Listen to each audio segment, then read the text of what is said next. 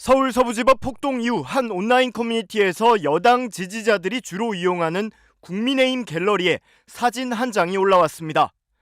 창살이 설치된 작은 창문이 달린 좁은 방 안에 혼자 앉아있는 모습의 사진인데, 작성자는 살면서 이런데 처음 와본다며 지금은 집이다, 니들이 어쩔 건데 라고 조롱투로 적었습니다. 윤석열 대통령 구속영장 발부에 반발해 법원 담을 넘었던 남성이 인증사진과 일종의 후기를 올린 겁니다.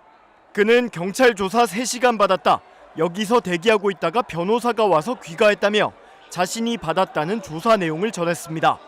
작성자는 주로 보는 유튜브 채널이 뭔지, 담을 넘으라고 지시한 사람은 누군지, 법원 담을 넘은 구체적인 이유는 뭔지, 주변 사람 중에 담을 넘으라고 선동하거나 촬영하는 사람을 본 적이 있는지 등 질문을 받았다고 회상했습니다.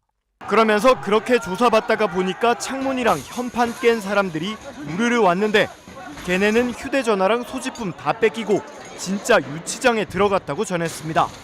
법원에 난입해 폭동에 가담한 이들은 앞서 월담을 했다 적발된 자신과는 완전히 다른 취급을 받았다는 겁니다. 작성자는 이어 경찰이 유튜브 구독 목록을 싹 인쇄해갔다며 이후 조사를 위해 경찰에서 또 부른다고 했으니 훈방 조치는 아닌 것 같다, 벌금 각오해야겠다고 덧붙였습니다.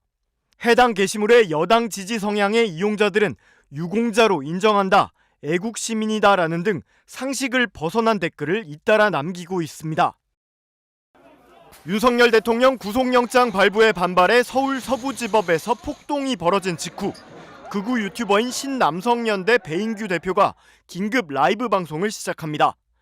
당시 상황에 울컥한 듯 보이는 그는 방송에서 당시 상황을 촬영한 영상을 자신은 다 비공개했다며 다급하게 말합니다. 유리 부수고 막 쳐들어갔던 시민분들 얼굴 다 찍힌 거 저는 바로 비공개했어요. 왜냐면 시민들이 추후에 다 채증 영상으로 쓰입니다. 그는 유튜브 조회수도 중요하지만 법원에 들어간 분들에게 피해가 간다고 거듭 강조하며 범죄 증거가 될 수 있는 영상을 모두 지우라고 수차례 요구했습니다. 유튜버들 그 안에 들어가갖고 막 채징한다고 했던 거 조회수고 뭐고 다 내리세요. 빨리. 시민들 다 잡혀갑니다. 화나서 들어갔던 거 알아. 나도 그랬으니까. 그 상황에서 누가 화가 안 나. 근데 그 시민들 다 잡혀간다고. 징역 가요, 징역. 폭동 상황을 지켜본 배 씨가 강력한 수사와 처벌이 예상됐는지 시위자들은 물론 당시 상황을 중계한 유튜버들에게도 증거 삭제를 요청한 것으로 보입니다. 실제로 폭동에 가담했다가 경찰에 체포된 이들 중에는 20대와 30대가 절반을 넘었고 유튜버도 3명이 포함된 걸로 파악됐습니다. 경찰이 구체적인 성별을 밝히진 않았지만 현장 영상 등을 종합하면 피의자 다수가 남성으로 보이는데, 이들을 폭동 현장으로 집결시킨 건 극우 성향 온라인 커뮤니티와 유튜버들이라는 분석이 나오고 있습니다.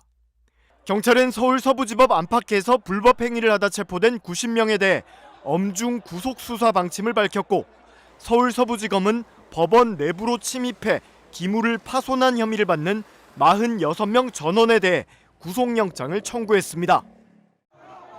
법원에 난입한 폭도들은 처음부터 윤 대통령에 대한 구속영장을 발부한 차은경 판사를 노렸고 법원 이곳 저곳을 들쑤시며 7층 영장 전담 판사 집무실까지 덮쳤습니다. 어디 갔어? 어디 왔냐고.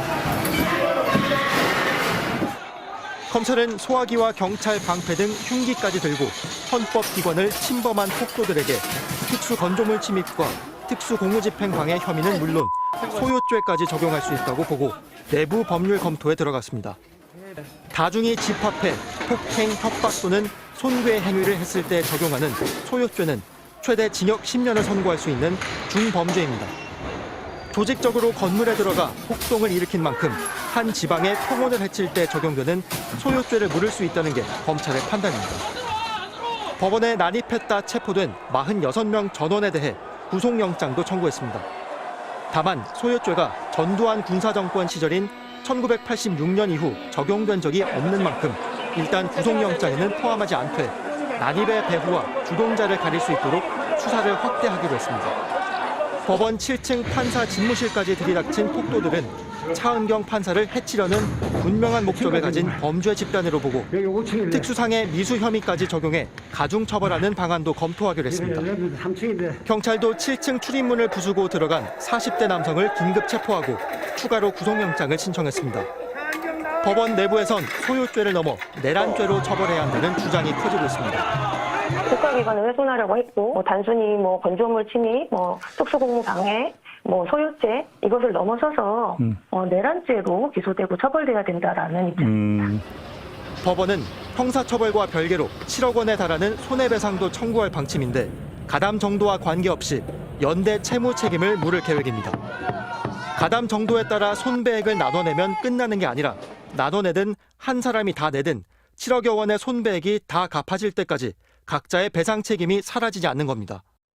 이번 폭동으로 경찰도 51명이 다치고 특히 7명은 중상을 입은 만큼 손해배상액은 더 늘어날 걸로 보입니다. MBC 뉴스 손구민입니다.